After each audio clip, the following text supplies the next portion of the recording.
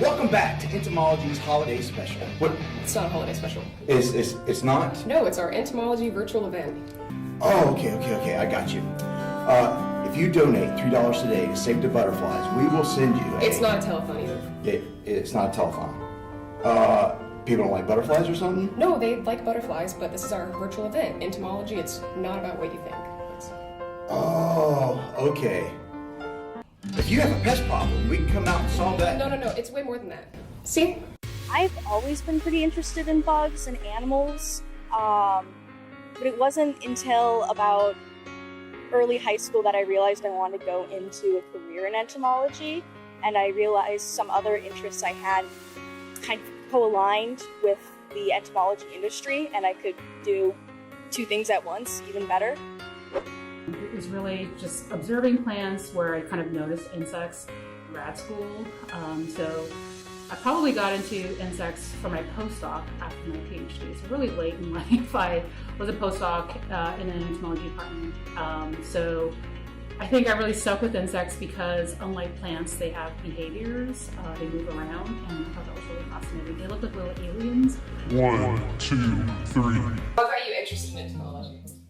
Well, I think it started as an undergrad. I had a class that was physiology, so it was supposed to be vertebrate physiology. And we actually did an experiment with cockroaches where it wasn't physiology, it was immunology, actual exposure to denatured bee venom. And then I think a week or two later, we came back and injected them with full strength bee venom, and some of them actually survived. So then it was like, oh, cockroaches, insects are really neat. Plus we could crush their head and they would still operate as they normally without it, which is pretty amazing. Do you have a question? Connect with us at InsectsAndYou at ksu.edu. Do you want to come visit and come see the greatest university in the world? Oh, do you want to come visit a university? Then come see us. Entomology is a serious program with serious scientists asking serious questions. All the above information is correct. What really drew me to entomology was just thinking about all the different ways that insects affect our lives without us realizing it, and sort of figuring out that basically they're a pest to a lot of different animals, and I was interested in helping animal health. So it's been really fascinating just getting to find out what pests there are, how you can help producers increase their production, as well as just help preserve the health of your animal and make them happy and healthy. So, what's it like starting a Bachelor of Science in Entomology in 2022 after a pandemic? Well,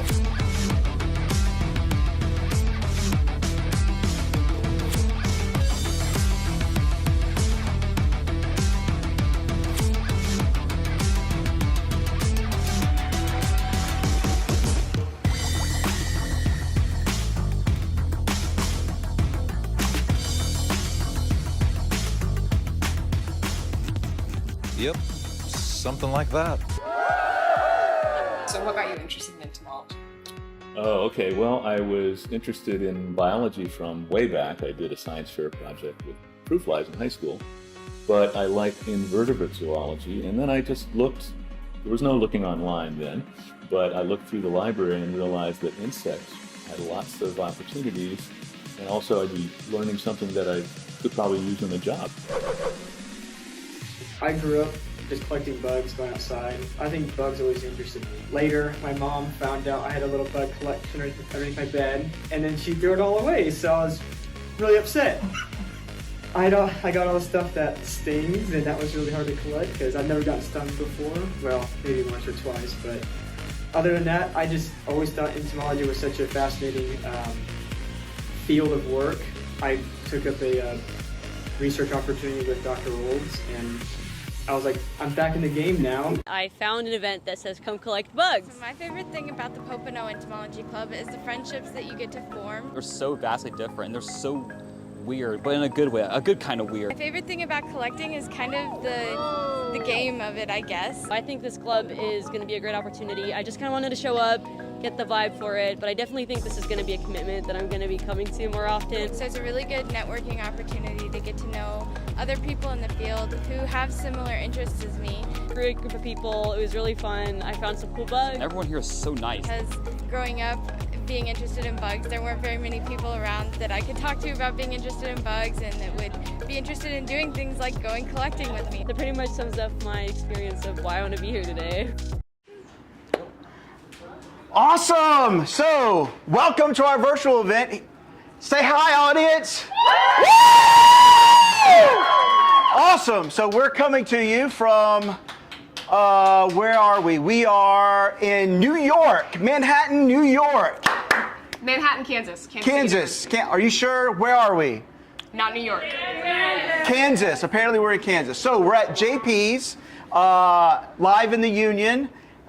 Where are we? This is what university? Oh, we're at the University of it's with Cornhuskers, right? We're at Kansas State University. Kansas. Not Cornhuskers. You're sure? Wildcats. We're not Jayhawks or no, we're not Jayhawks. Who are we? It's on your shirt. It's on my shirt. It's a Wildcat. Yeah. Oh, awesome. So we are excited to have you here. We've started a brand new BS program, and so hopefully you're learning a lot from all the videos that we're going to be showing you. And all these great, wonderful people behind you. Go ahead, yell one more time. You're actually going to get to learn a good bit more about a lot of the folks that are actually in this room right now. So, yeah, we're going to go to the next segment, which is... Animal health. Animal health. So animal health. Are you ready for animal health? Trained as a insect toxicologist, so I did my PhD work looking at molecular mechanisms of insecticide action. Actually on multiplicated sodium channels. So insecticides are neurotoxins. Many of them are neurotoxins, I should say, and so we were really looking at how the insect.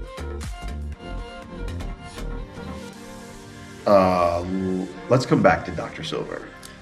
Yeah, watch these. So in the future, I hope to become a livestock entomologist. I'm very interested in doing extension work. So a lot of my research, I've had the opportunity to be able to do focusing on livestock production units. I specifically look at houseflies out at confined cattle operations. A lot of these operations tend to focus on biting flies as well as mosquitoes and ticks, that's your disease transmitters. But there's also the mechanical transmitters like houseflies that move around bacteria at these operations. And so you can actually see a lot of flies moving around on the feed, on the cattle, and in the manure as well. And so they move around these bacteria and sort of give them opportunities to become exposed to the cattle. So if you could ask any insect a question, what insect would it be and what would you ask them? Do insects have feelings? We know that they make decisions. That's the research we do, on where to walk or where to go. But, you know, those nerves are there just like ours. And are they happy? Or do they feel pain? That bothers me. I'm using electropenetography, where we wire insects into an electrical circuit. We can indirectly visualize their unseen mouthpart movements inside of the opaque host. In this case, it's a human hand. And so as they bite, their little electrical signals, you see them shoot up when they penetrate the skin, and you can indirectly see the mouthparts moving through the skin, trying to find that blood vessel.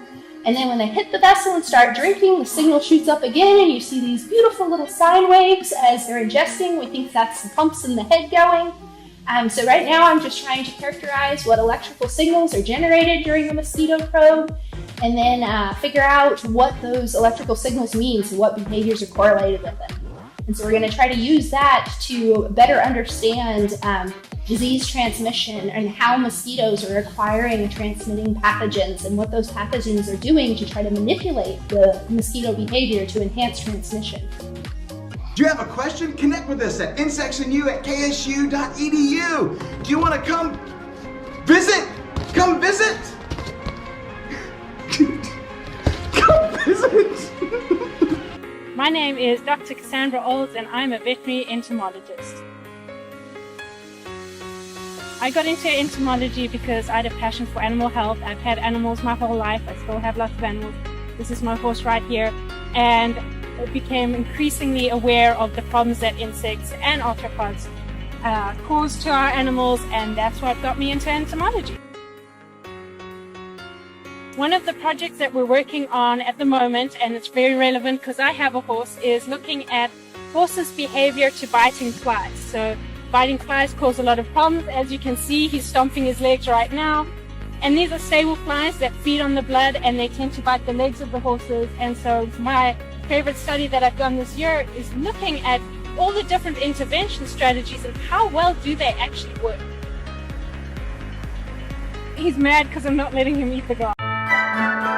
And now, a word from our sponsor.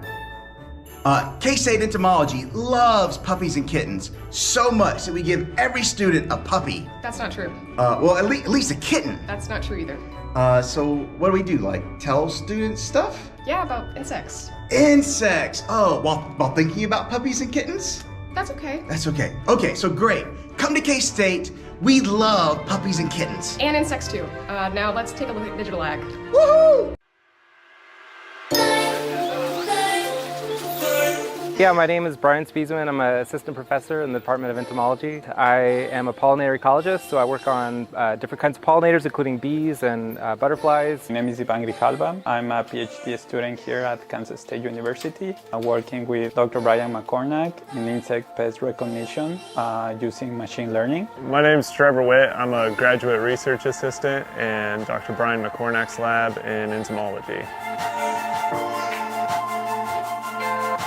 Digital agriculture and advanced analytics. Yes, I've heard it. To me, first, it's a very fancy word. Actually, I think that it's a word that means a lot.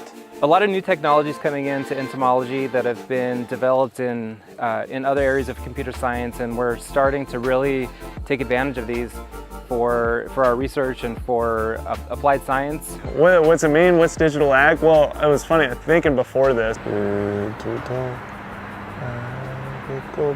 To put simply, the way I see it is prioritizing human resources. You got somebody with some sort of expertise, but you've got these thousands, tens of thousands of acres you need to manage. Where do you focus your time? One of the things that I'm working on in digital agriculture is using artificial intelligence and computer vision to identify bees. I feel that it can translate to a tool that is very useful for the grower. I was on the fence about becoming an entomology major until Dr. Marshall offered me a puppy.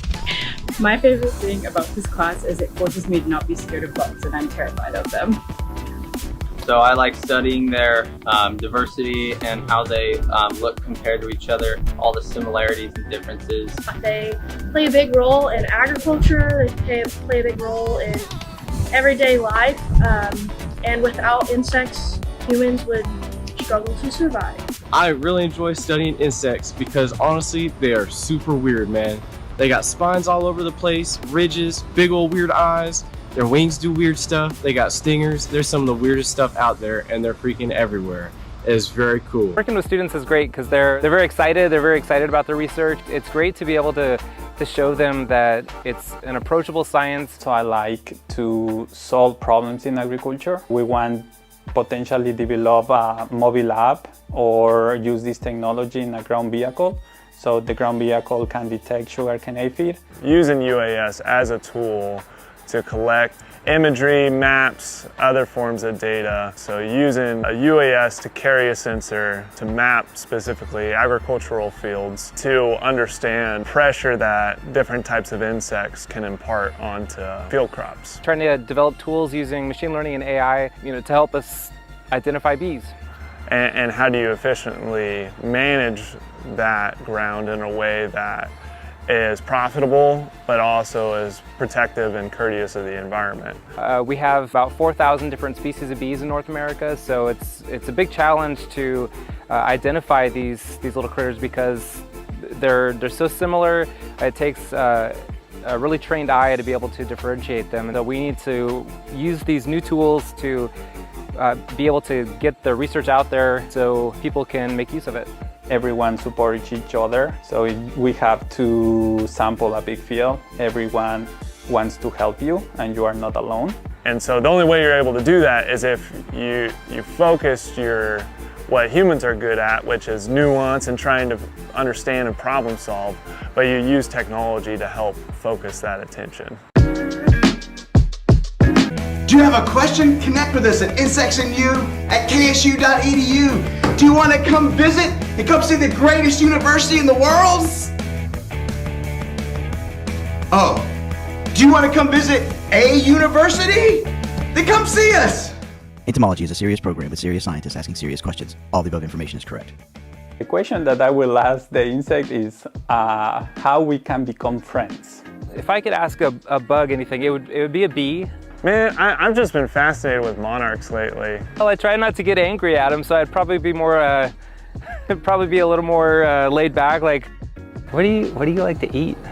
So the insects can talk to me and say, yeah, we can agree that maybe I can eat a little bit of your field, and not necessarily I will eat all the field. Say hello to your mother for me. I would say I'd ask a monarch, how's that trip from Canada? And then if you have a friend like that, you don't have to really control them or killing them. So for something so light and delicate to make that sort of a journey is the things you would see. See you later. Wow, digital ag is amazing. Such an exciting area. Yeah, it is. Robots, drones, AI. And who offers students puppies and kittens? Apparently you do. Yeah, I should probably stop that. Yeah. Would you like a puppy? Let's check in with Dr. Silver. Toxicology, a little bit of pharmaceutical drug toxicology in the gastrointestinal tract. Now we're working on physiology, so we're looking at intracellular communication, RNA interference, and RNA interference. You go, Dr. Silver. Let's go back live. You go, Dr. Silver. Let's go back live. You guys are live. All right. Okay. Awesome. So let's give it up for Dr. Silver now.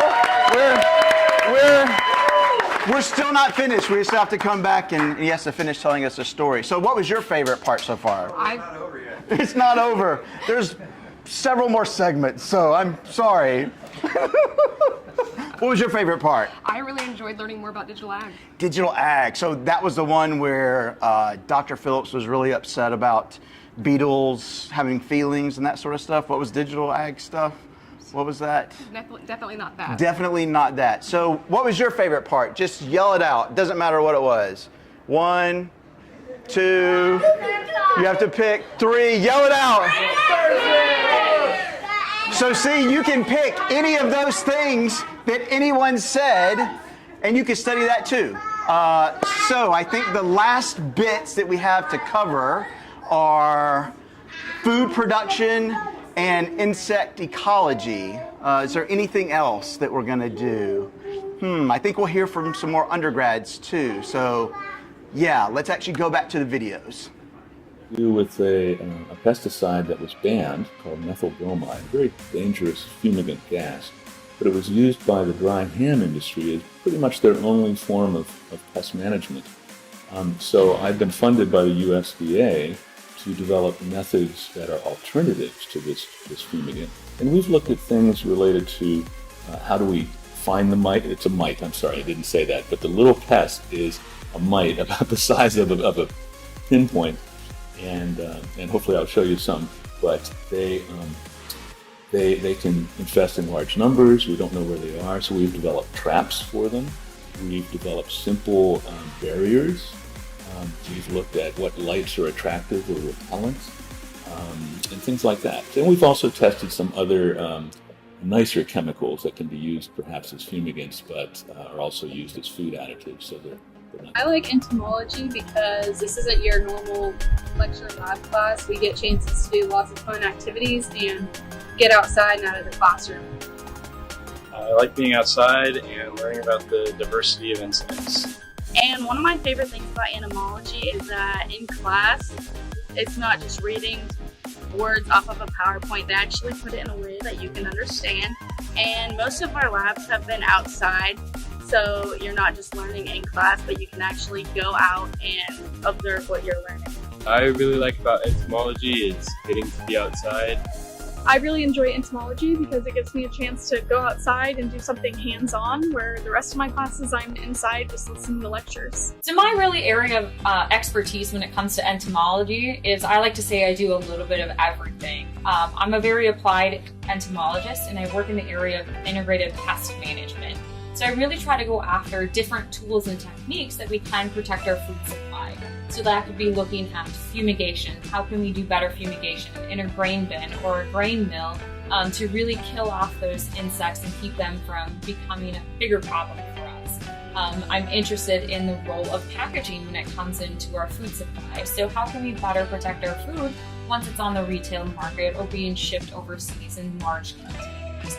I also like to work in the area of insect behavior and movement and going after how insects move across surfaces and what does that impact for trap captures or even the insecticides that we use on those insects to prevent them from becoming pest populations and infestation.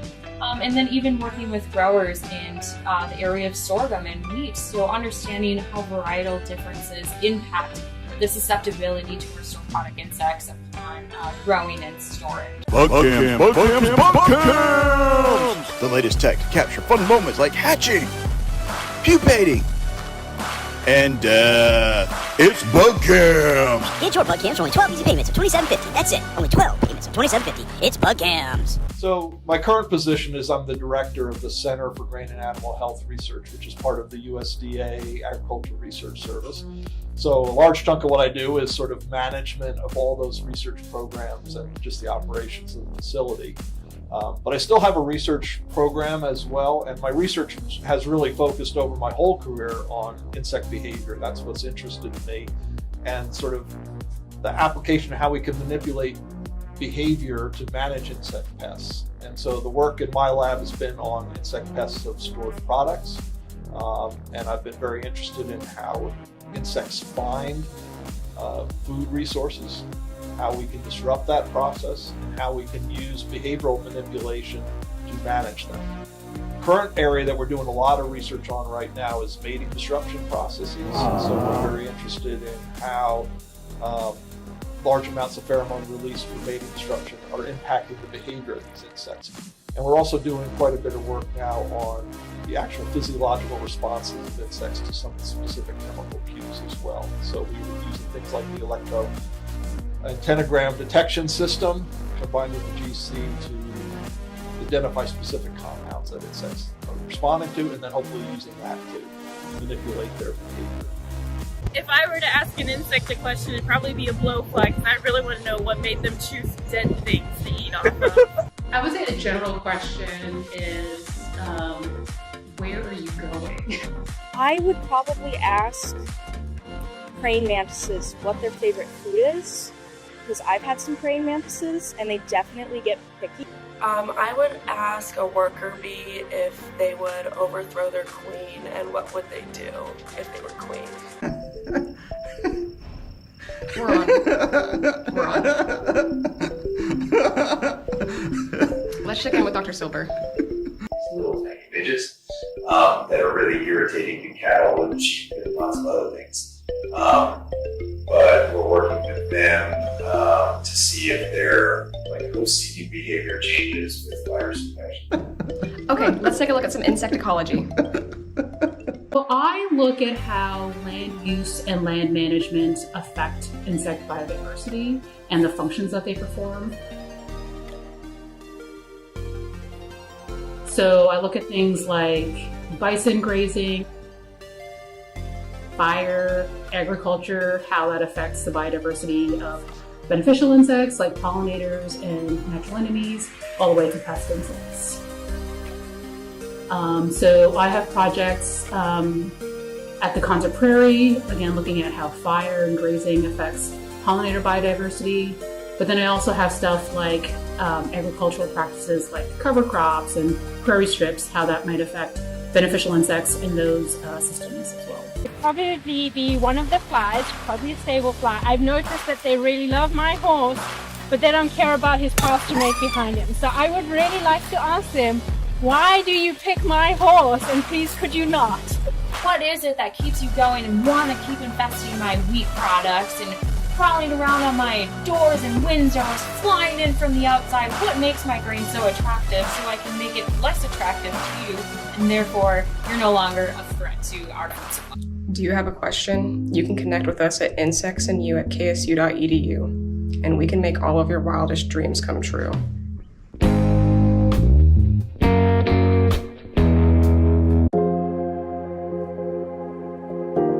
I'm Maggie. I am a second year's master's student in Dr. Tanya Kim's insect ecology lab. I suppose when I first thought of entomology, I thought of like pests. There's a whole nother world out there. So like whenever you go on a hike and you just look a little bit closer, there's a whole new world, and I really like that. The project is research on insect movement. So the idea is that there are natural habitats, so grasslands that can be positioned like adjacent to agricultural fields.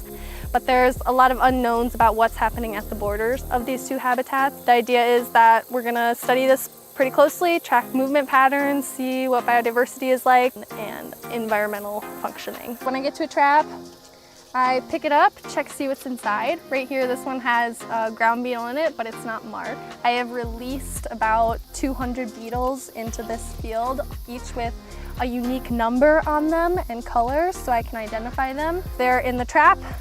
With their specific number, I'll take out my notepad, write the location of the trap and the beetle's identification number. We know where it was released and where we found it. I really like my work here because it has a natural ecosystem, biodiversity, nature aspect that I really enjoy, but it also is applied in a sense that it's going to impact growers and possibly how agriculture is performed in the future. I would say the people here are great, and it's really supportive environment, and you get to learn something new every day, and I really like that, and that's what it's all about. Dr. Silver? One project that's about to start with a student in my lab, we're going to be looking at what role those play in potential transmission of viral pathogens.